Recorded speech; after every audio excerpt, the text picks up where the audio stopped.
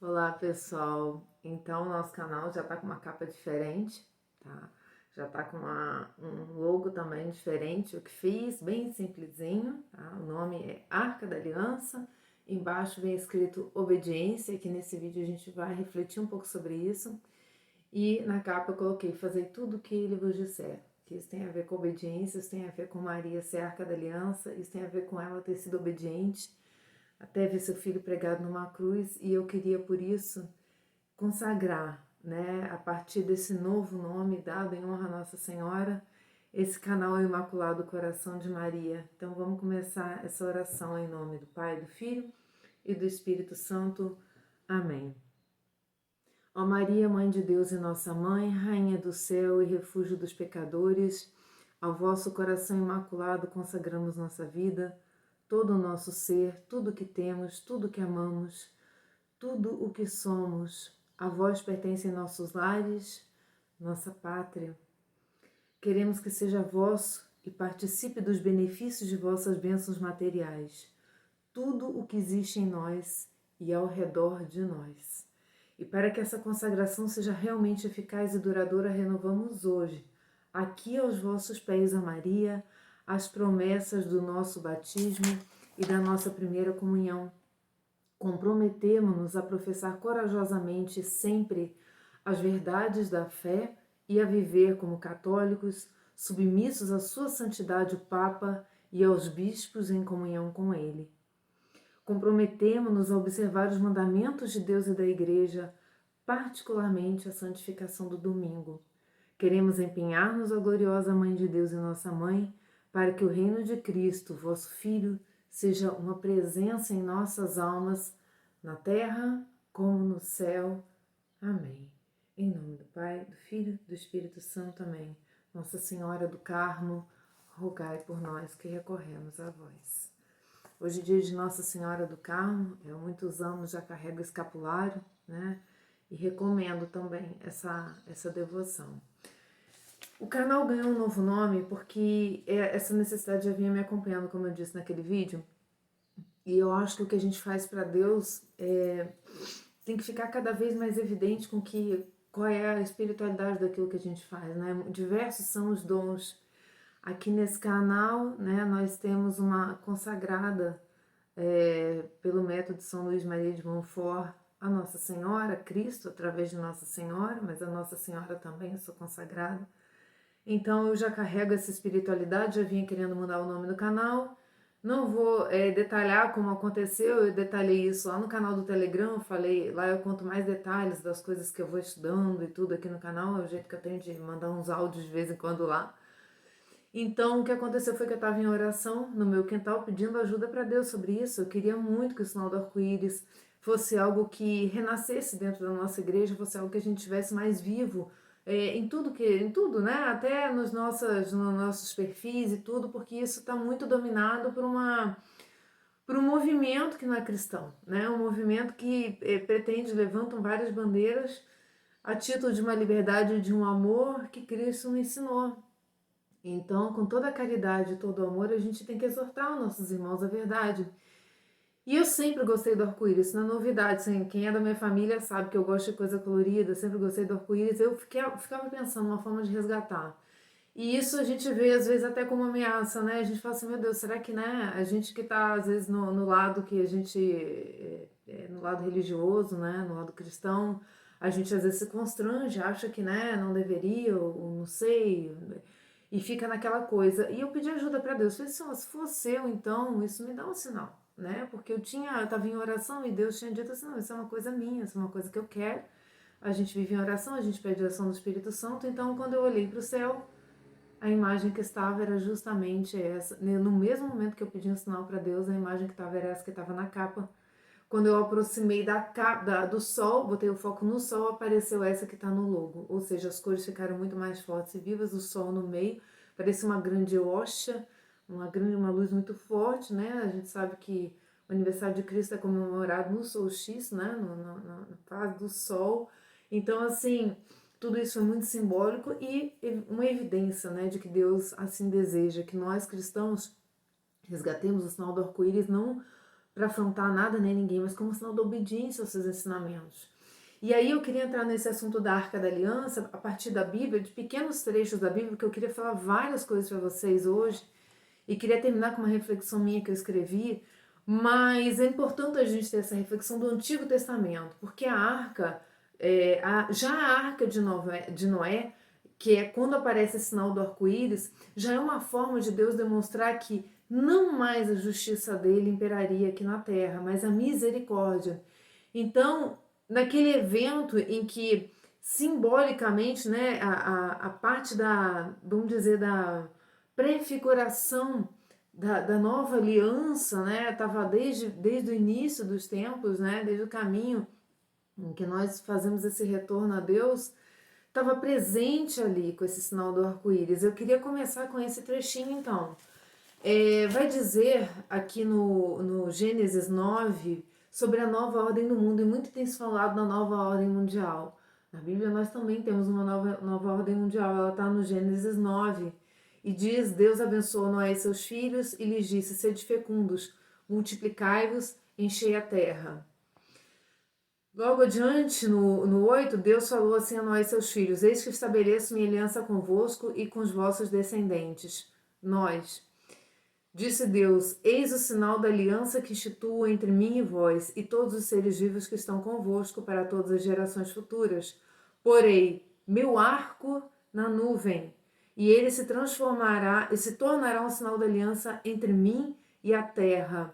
Então, esse sinal que eu recebi e partilho com vocês, que na verdade não fui eu digo eu fui o canal, mas nós recebemos, foi o seguinte: Deus, ele quer nos lembrar dessa aliança que ele fez um dia conosco e que continua a fazer através do seu Filho Jesus. Quando eu reunir as nuvens sobre a terra e o arco aparecer na nuvem, eu me lembrarei da aliança que há entre mim e vós e todos os seres vivos. Quando o arco estiver na nuvem, eu verei e me lembrarei da aliança eterna que há entre Deus e os seres vivos e com toda a carne que existe sobre a terra. Carregar esse sinal, seja da forma que for, é uma responsabilidade, porque ele é o sinal da aliança, né? E ele requer de nós obediência. Se a gente pegar aqui no Êxodo 23, versículo 20, eis que envio um anjo diante de ti, para que te guarde pelo caminho e te conduza ao lugar que tenho preparado para ti. Respeita a sua presença e observa a sua voz, e não lhe sejas rebelde, porque não perdoará a vossa transgressão, pois nele está o meu nome. Mas se escutares fielmente a sua voz e fizeres o que te disser, então serei inimigo dos teus inimigos e adversário dos teus adversários. Que adversários são esses? Todos aqueles que contribuem para a destruição dos ensinamentos de Deus, né? Sejam as forças do mal presentes no mundo, né? O próprio demônio, seus anjos, seja o mundo com seus modismos, né? Então, desde que a gente se mantenha fiel a essa aliança, nós estamos protegidos pelo próprio Deus, porque a aliança, ela é um sinal de que sim, a justiça de Deus não prevalece neste momento, prevalece a misericórdia figurada em Cristo, né? Figurada com a vinda de Cristo. Mas depois disso, existirá sim um julgamento do que nós fizemos, porque Deus é justo também, Deus é fiel e é justo. Então não é capaz que você passe a sua vida fazendo tudo que você quer para no final você ter tido parte com Deus, ter na intimidade com Deus. Mas como assim? Ele te ensinou tanta coisa, ele deixou tantos ensinamentos e tantos sinais, como esse é só mais um. São tantos sinais que tem na terra, a própria natureza por ser um sinal da sua presença, né? A conclusão da aliança está no 24, tá? No Êxodo 24, versículo 7. Tomou o livro da aliança e o leu para o povo. E eles disseram: tudo que Javé falou, nós o faremos e obedeceremos. Então, essa era a reta intenção daquele povo, né? Mas como o ser humano tem dificuldade de se manter fiel, muito tropeçou e errou novamente. Da Arca de Noé a essa Arca da Aliança do povo hebreu, na verdade, houveram várias quedas. Até bezerro de ouro fundiram, a ponto de Deus ter feito uma nova aliança novamente com aquele povo, né? Moisés tomou do sangue e aspergiu sobre o povo e disse: esse é o sangue da aliança que Javé fez convosco, através de todas essas causas. Que causas são essas? Os 10 mandamentos, né? As 2 tábuas da lei. Então Javé disse a Moisés: sobe a mim na montanha e fica lá, dar-te-ei tábuas de pedra, a lei e o mandamento que escrevi para ensinar a eles. Essas tábuas, o cajado de Arão e o pote de ouro com maná, né, que continha uma certa quantidade, ficavam na arca como o quê? A arca, na verdade, guardava o símbolo, era a presença do próprio Deus, né? E as suas simbologias, a sua presença no povo, os seus feitos no meio do povo. O que Deus queria daquele povo. Então, essa aliança era carregada por aquele povo à frente das suas batalhas nessa travessia pelo deserto. E se contrapôs com vários outros povos que não eram os hebreus, que não acreditavam nesse Deus único, que eram hereges, que erguiam outros deuses para eles. Mas a arca, essa obediência, não colocar outros deuses, trazer na sua frente a lei e obedecer, isso era o sinal da aliança. E Deus com eles venciam todas as batalhas, físicas mesmo. O povo hebreu, que era um povo relativamente resumido no meio do deserto, né? Contra exércitos muito maiores, eles venceram nas terras de Canaã. E tem várias outras passagens sobre isso. E isso é uma simbologia, gente. Isso é uma simbologia de que na nossa vida, levando os mandamentos de Deus a sério, estando em estado de graça, mantendo a nossa união, a nossa aliança com Cristo, todas as batalhas da nossa vida são vencidas. Tem um trecho também que eu quero terminar aqui do Antigo Testamento, no Deuteronômio 7, mais uma vez falando da fidelidade da obediência, vai dizer assim: o Deus fiel que mantém a aliança e o amor por 1000 gerações em favor daqueles que o amam e observam seus mandamentos, né? Esse é o Deus único, mas é também o que retribui pessoalmente os que o odeiam. Faz com que pereça sem demora aquele que o odeia, retribuindo-lhe pessoalmente. Observa, pois, os mandamentos, estatutos e as normas que hoje eu te ordeno cumprir. Se ouvirdes essas normas e as puserdes em prática, te manterá a aliança e o amor. Então, eu terminei com isso, o Deuteronômio, que eu quero passar para a carta de São Paulo aos Hebreus, porque ele fala assim, muito claramente sobre essa vinda de Cristo. A arca, na verdade, né, do povo, que o povo hebreu carregava com tudo isso que eu falei, ela era algo tão sagrado, que só a tribo de Levi, dos sacerdotes, podiam tocar nela em determinados momentos, com uma série de rituais e sacrifícios que esses sacerdotes podiam oferecer, primeiro por si, porque eram homens e erravam, e depois pelo povo, né? Então eles eram a tribo escolhida. Por isso a vara de Arão está lá dentro da arca. Então, assim, tinha todo um ritual para se chegar nessa aliança. E, na verdade, nessa arca, e, na verdade, quem tocasse nela que não fosse fiel, não fosse o povo hebreu, até morria. Então, essa presença de Deus, né, justiceiro do Antigo Testamento, ela, vamos dizer, ela se revelou por completo no Deus misericordioso. Sim, eu sou justa, eu quero que vocês cumpram sim tudo que eu ensinei. No entanto, se vocês não cumprirem, vocês não vão perecer ainda. Desde que vocês estejam ainda transitando nessa peregrinação, nesse deserto que é o mundo simbolicamente. Para trazer o que? A plenitude dos tempos, que é Cristo. Então, em Cristo andou no meio do povo. Não precisava nenhum sacerdote especial, porque ele era o sacerdote. Então, ele era tocado e hoje ele é engolido na Eucaristia. Então, essa mística do Deus justiceiro, né, vingador, até certo ponto, ela se transforma no amor puro e pleno. Por isso, Cristo é a revelação plena dos tempos. E São Paulo é um estudioso da antiga lei e ele faz uma lembrança para a gente que, assim, não dá para abrir mão de ler ela agora. Na carta aos Hebreus 9, capítulo 8, versículo 26, vai dizer: tal é precisamente o sumo sacerdote que nos convinha, santo, inocente, imaculado, separado dos pecadores, elevado mais alto do que os céus, porque Cristo é Deus, né?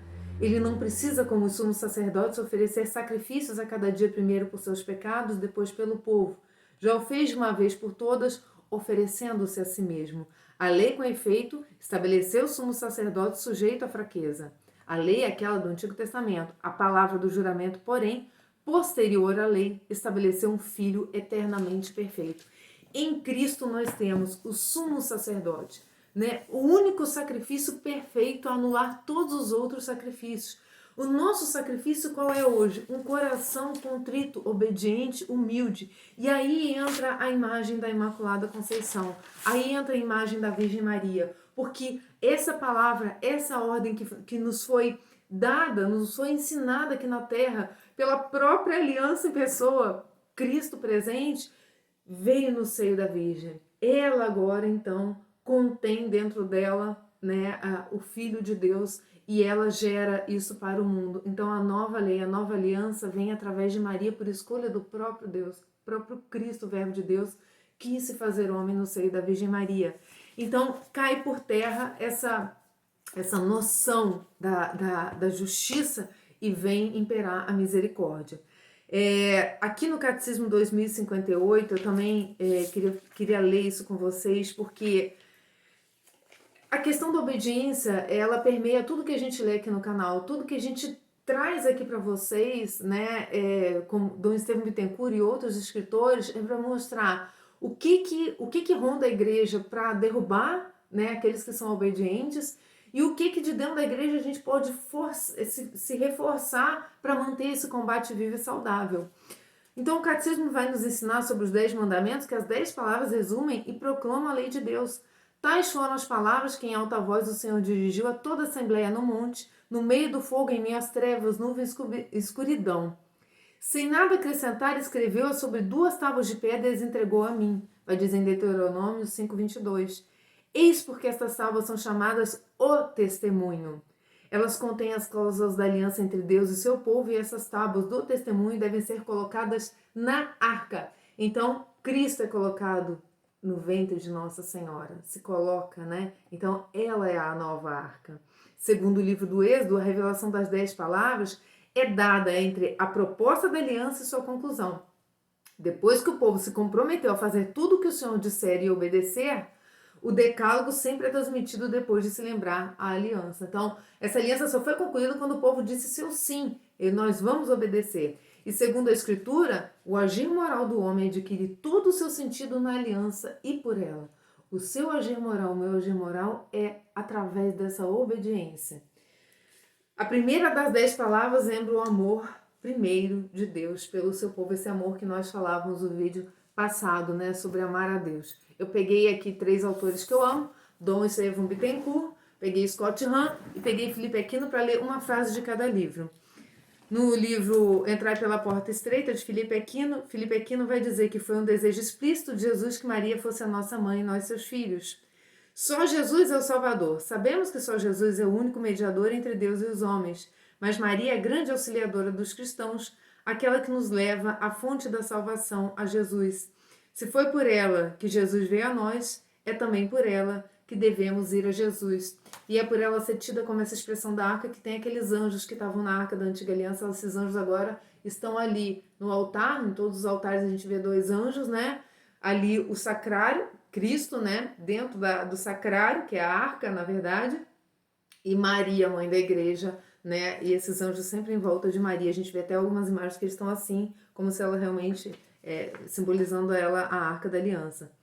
Então, depois que o demônio consegue fazer alguém escravo do pecado, em seguida trabalha arduamente para afastá-lo de Maria, pois sabe que ela é o refúgio dos pecadores. Isto é, aquela que poderá convencê-lo a deixar o pecado e voltar à fonte da graça. Então, essa figura de Maria do Apocalipse, aquela que avança como exército em ordem de batalha, é a figuração da arca que avançava à frente da igreja, do povo hebreu, na ordem da batalha. Então, essa figuração é perfeita também. Pegando Scott Hahn, mais um trechinho que eu achei muito importante no livro Anjos e Santos, ele diz: o que é a nossa salvação? Eis o que ela é, Jesus nos deu sua vida, para que ela fosse também a nossa vida, e assim viemos a nos tornar participantes da natureza divina. Ele nos deu a sua casa, isto é, o céu, para que vivêssemos nela, nos convidou para comer à sua mesa, e nos deu seu Pai para que ele fosse também nosso Pai. E por fim, ele nos deu sua mãe, para que ela fosse também a nossa mãe. E vai dizer, no final, que Deus conferiu a Maria graças singulares por causa do seu papel singular na história, e ele a fez imaculada desde o momento da sua concepção e a chamou Virgem Perpétua. E por quê? Porque ela estava destinada a ser o receptáculo da presença de Deus no mundo, assim como a arca era pura, né? Era metal puro, era ouro, Maria também. Os receptáculos usados no templo eram feitos seguindo as ordens de Deus, dos metais puros e mais preciosos, e eram preservados para fins exclusivamente sagrados, como o corpo de Nossa Senhora foi, e era um receptáculo desse tipo. Terminando com Dom Estevão Bittencourt, a verdade é que os 3 dogmas marianos não são mais do que o eco dos dogmas cristológicos. Com efeito, o Filho de Deus quis fazer-se homem para ser digno habitáculo da divindade. Maria nunca esteve sujeita ao pecado, nem à consequência do pecado, que é o domínio da morte sobre o ser humano. Daí a assunção gloriosa no céu. Então, os 3 dogmas são cristológicos. Por quê? Porque ela é mãe de Deus, imaculada, virgem imaculada, esse receptáculo, e assunta aos céus porque não estava sujeita à corrupção do pecado. A necessidade do culto de veneração a Maria se deduz do próprio cristocentrismo da piedade cristã. Então, eu queria terminar com uma reflexão que eu fiz aqui. O conceito do povo do Antigo Testamento era de um Deus distante, amedrontador, aplicador da justiça pura. O conceito do cristão no Novo Testamento é de um Deus que se fez homem e habitou entre nós. Caminha por diversos locais de encontro face a face com o povo que o toca e não morre, como era na arca, né? Ao contrário, é curado e resgatado pela graça, pela fé, pelo verbo de Deus. É um Deus próximo dos que faziam o mal ou que estavam desviados. Assim está nos evangelhos. Para modificar seus corações, alterar sua escala de prioridades, torná-los fiéis a seus ensinamentos, dar-lhes consolo, carregar seus fardos, expulsar a ação demoníaca de suas vidas, pagar de uma vez por todas as nossas iniquidades e, por fim, permanecer conosco até o fim dos tempos, pela ação do seu Santo Espírito, unindo-se completamente a nós através da Santíssima Eucaristia e através da ação de todos os outros sacramentos, sinais visíveis de sua presença invisível, a ser revelada a cada um face a face no fim da peregrinação terrestre. Somos o seu povo, caminhamos através do deserto do mundo. Nossos irmãos são os que professam a fé em Jesus Cristo e vivem conforme os seus ensinamentos, meditando noite e dia suas santas palavras, trazem isso para o seu cotidiano. O nosso compromisso é evangelizar no terreno do mundo, primeiro com nossa própria vida, abrindo mão de tudo o que não nos configura Cristo. Humilde e obediente, mesmo sendo Deus. Depois somos chamados a tratar todos com o mesmo valor de filhos de Deus e ajudar-lhes a encontrar o caminho, a verdade e a vida. Isso resume tudo o que podemos oferecer a Deus. Amá-lo e ao próximo. Nosso cansaço, esforços, estudos são justificados pela obra que Cristo faz em nós e com nossa humilde colaboração fará a nossos irmãos. Por fim, a Arca da Aliança conterá todos nós, unidos a Cristo. Não teremos mais medo de nos aproximar como o povo hebreu. Nós estaremos dentro dela. Visto que, sendo a presença do próprio Deus antes, amanhã será nossa eterna morada em sua casa. Aquela que era a casa de Deus, agora será a nossa casa, né? Maria é essa arca que gerou a cabeça Cristo e gerará o corpo nós. Não tenhamos medo de lhe oferecer terços, consagrações, devoções durante toda a nossa vida, pois ela nos manterá seguros, nos livrará das insídias de Satanás e dos seus anjos que estão em contínuo trabalho para que, ao invés de Deus, nos configuremos a eles e tenhamos o seu triste destino pela desobediência, prepotência, soberba, vaidade e orgulho e ódio a Deus. Não nos enganemos, eles não se preocupam conosco. O único motivo de nos perseguirem é o nosso batismo, pelo qual não somos mais somente humanos, pertencemos ao corpo místico de Cristo, que é a Igreja. É a Ele que eles querem atacar e não a nós, pois sabem que nos ama e tanto que se despojou de sua realeza e se fez servo de todos para nos resgatar de suas garras. Esse é o ódio dos espíritos maus, né? Antes, pertencíamos a eles pela desobediência. Agora pertencemos a Cristo, que pagando com sua vida perfeitíssima, veio resgatar a nossa vida imperfeita por um alto preço. Não há como retribuir humanamente esse amor divino insondável, mas há como combater o bom combate e dar a Cristo a alegria de amá-lo de todo o coração e confiar em sua viva presença em nossas vidas e no mundo. Por fim, disse Maria, meu imaculado coração triunfará. E nós sabemos que o coração dela é seu filho amado, com quem vive e colabora ativa e continuamente desde sua morte até os dias atuais. Coragem, entremos na arca. Foi ele mesmo que nos escolheu, né? E é isso que eu queria deixar para vocês nesse vídeo. Fiquem com Deus e coragem. Nossa Senhora caminha à nossa frente. Até mais.